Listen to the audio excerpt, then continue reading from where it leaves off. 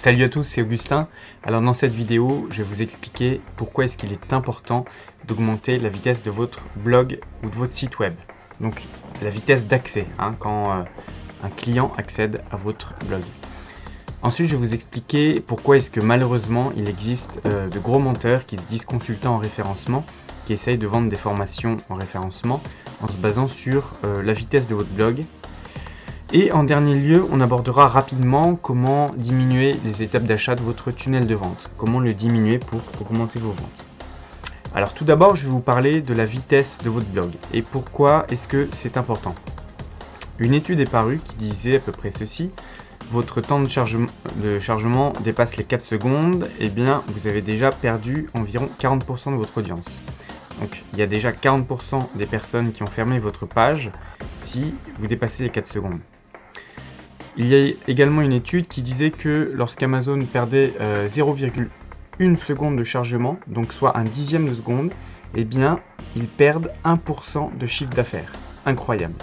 Et bien en fait, ce qui est dingue sur cette étude, c'est que on peut se dire par relation que si vous améliorez de 1 seconde le temps de chargement de votre blog, eh bien vous gagnez à peu près 10% en chiffre d'affaires potentiel.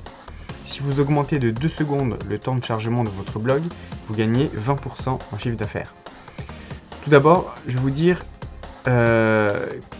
pourquoi, comment est-ce qu'il existe malheureusement des gros menteurs qui se disent consultants en SEO et qui vous disent que voilà, le référencement, en gros, il faut avoir un site qui est très optimisé, il faut avoir un site qui a un temps de chargement très très faible, incroyable.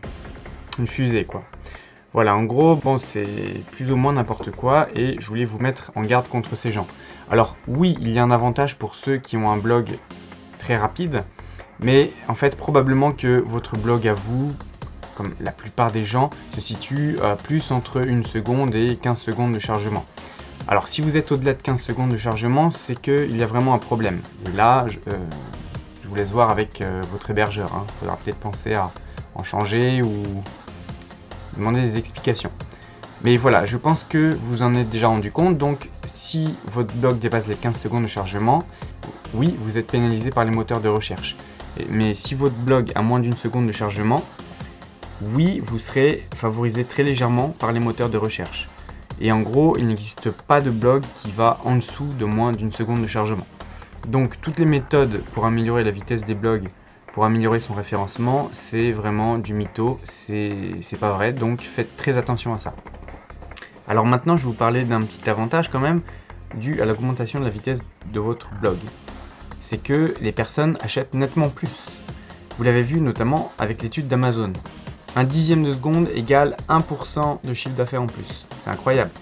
Donc ça veut dire que si vous améliorez de ne serait-ce qu'une seconde votre temps de chargement, vous améliorez vos ventes de 10%. C'est vraiment incroyable. C'est un critère qui est parfois négligé. Je trouve ça vraiment important pour vendre plus, mais pas pour avoir un bon référencement. Voilà. Donc maintenant, je vais vous parler rapidement du fait que j'utilise une méthode pour augmenter les ventes de mon blog, un de mes blogs. Et là, encore une fois, c'est quelque chose qui est rapide à mettre en œuvre. Si on sait comment le faire, c'est tout simplement le fait de diminuer les étapes de votre tunnel de vente. Alors, en gros, quand votre futur client arrive sur votre blog, comment est-ce que ça se passe? Est-ce qu'il vous rejoint? Est-ce qu'il arrive à vous par un article? Est-ce qu'il vous rejoint par une vidéo, puis ensuite il est redirigé vers une page de vente, qui ensuite, s'il clique sur acheter, est-ce qu'il est redirigé vers une page de commande? Est-il dirigé vers une page de paiement? Une page de confirmation? Est-ce que c'est une page sur PayPal? Voilà, donc tout ça, c'est vrai qu'on est souvent tenté de mettre plusieurs pages pour être dans les normes, parce qu'en France, tout simplement, on a besoin de valider un achat en 2 clics, sauf sur Amazon lorsque vous êtes connecté. Donc, comment est-ce que ça se passe? Eh bien, vous avez besoin d'un point de vue légal, c'est obligé, qu'il y ait au moins 2 étapes entre le moment où la personne découvre votre produit et valide son paiement. Et donc, vous devez réduire un maximum ce tunnel de vente pour que les personnes aient simplement à faire 2 clics pour acheter votre produit. Ça, on l'abordera plus en détail dans une prochaine vidéo.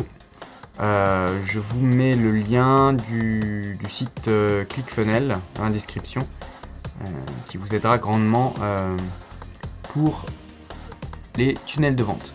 Je vous dis à bientôt pour une nouvelle vidéo.